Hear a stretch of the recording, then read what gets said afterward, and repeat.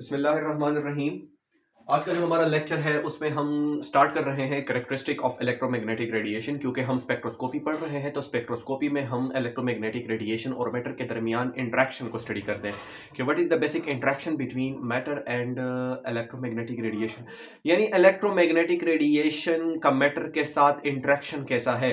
तो अब जब हम इंटरेक्शन स्टडी कर रहे हैं तो यहाँ पर हमने दो चीज़ों की स्टडी करनी है। इलेक्ट्रोमैग्नेटिक रेडिएशन के कैरेक्टरिस्टिक को भी हमने सीखना है और साथ साथ में उसके इंटरेक्शन को भी। तो आज हम characteristic of electromagnetic radiation start कर रहे हैं जिसका पहला पहला कैरेक्टर है वो है wavelength. What is mean by wavelength? ये मेरे पास एक वेव है, suppose it is a wave. ये मेरे पास है एक वेव।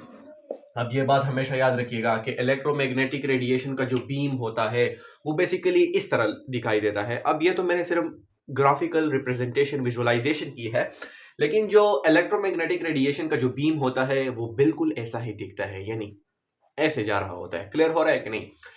अब देखें, इस इलेक्ट्रोमैग्नेटिक रेडिएशन के बीम में या वेव में आपको कुछ पार्ट्स इस लाइन से, सेंट्रल लाइन से, यानी मैं बोल सकता हूं कि it is the minimum point, zero line. Zero line से कुछ पॉइंट्स आपको अबाव दिखते हैं, कुछ पॉइंट्स आपको बिलो दिखते हैं। तो किसी भी वेव में वो पॉइंट जो बिल्कुल मीन पोजीशन से अबाव हो उस पॉइंट को हम बोलते हैं क्रेस्ट। ये भी क्रेस्ट, ये भी क्रेस्ट। और इस मीन लाइन से या मीन पोजीशन से जो बिलो पॉइंट्स होते हैं, इस पॉइंट को हम बोलते हैं ट्रफ।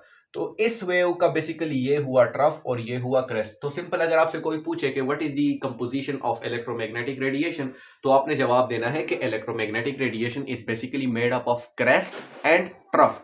कुछ वेव्स ऐसे भी होते हैं जिसमें हम कंप्रेशंस एंड रेयरफैक्शंस भी स्टडी करते हैं, लेकिन हमारा काम वहां पर नहीं है। हमारा काम अभी जो है वो है इलेक्ट्रोमैग्नेटिक रेडिएशंस में। तो what is mean by wavelength? ये मेरे पास वेव है, इस वेव में ये क्रेस्ट है, ये भी क्रेस्ट है, ये ट्रफ है।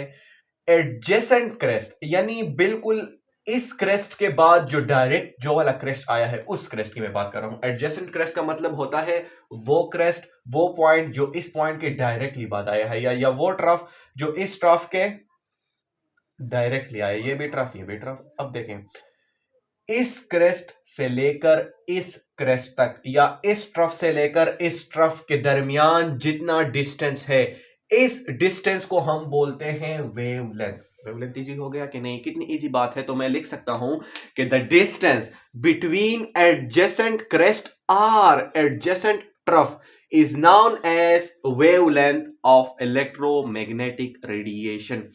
क्रेस्ट कौन से पोजीशन को बोला जाता है, कौन से पॉइंट को बोला जाता है? वो point above part of the wave, यानी इस वेव के अबाव पार्ट को हम बोलते हैं क्रेस्ट, और trough below part of the wave is called trough.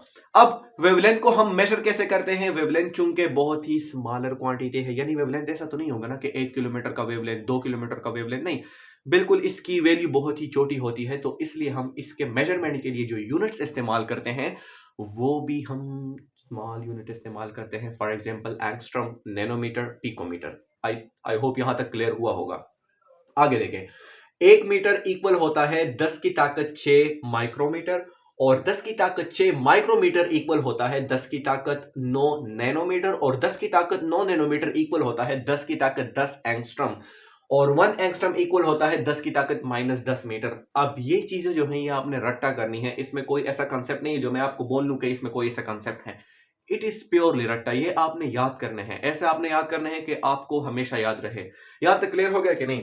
अब हम यहां पर एक दूसरा चीज स्टडी करते हैं कि इलेक्ट्रोमैग्नेटिक रेडिएशन की एनर्जी एंड वेवलेंथ, जिसको हम लैम्डा से रिप्रेजेंट करते हैं। सॉरी, मैंने यहां पर एक पॉइंट मिस किया।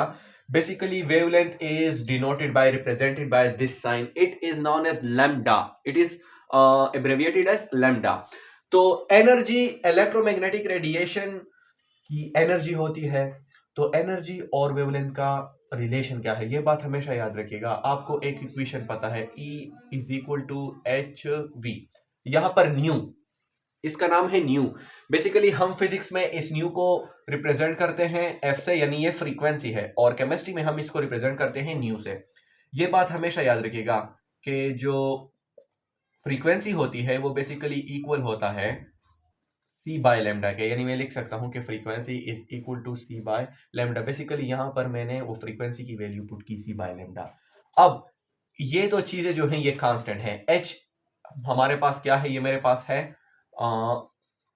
प्लैंक्स कांस्टेंट, और सी जो है ये है मेरे पास स्पीड ऑफ लाइट, जो कि एक यूनिवर्सल कांस्टेंट है, यानी speed of light is constant quantity. अगर मैं इन दोनों कांस्टेंट को यहां से निकालूं तो मेरे पास एनर्जी और वेवलेंथ का जो रिलेशन बनेगा वो बनता है इनवर्स। इसका क्या मतलब हुआ कि अगर किसी इलेक्ट्रोमैग्नेटिक रेडिएशन की एनर्जी ज्यादा होगी तो उसका वेवलेंथ कम होगा, और अगर किसी रेडिएशन का वेवलेंथ ज्यादा होगा तो उसकी एनर्जी कम होगी। सपोज मैं आपको दो वेवलेंथ दे देता हूं, जरा यहां पर देख लें। फॉर एग्जांपल मेरे पास है एक 10 नैनोमीटर और एक है 20 नैनोमीटर, ये भी वेवलेंथ ये भी वेवलेंथ। अगर मैं आपसे सवाल करूं कि 10 नैनोमीटर और 20 नैनोमीटर में एनर्जी किसकी ज्यादा होगी, तो आपने ये देखना है कि ये वाली वैल्यू वेवलेंथ की ज्यादा है या ये वाली वैल्यू वेवलेंथ की ज्यादा है। जो वैल्यू ज्यादा होगी इट मींस वेवलेंथ ज्यादा, एनर्जी विल बी डिक्रीज्ड। तो सिंपल सा रूल है, अगर एनर्जी ज्यादा होगी तो वेवलेंथ कम होगा। तो ये था आज का हमारा lecture wavelength. Thank you for watching. Allah Hafiz.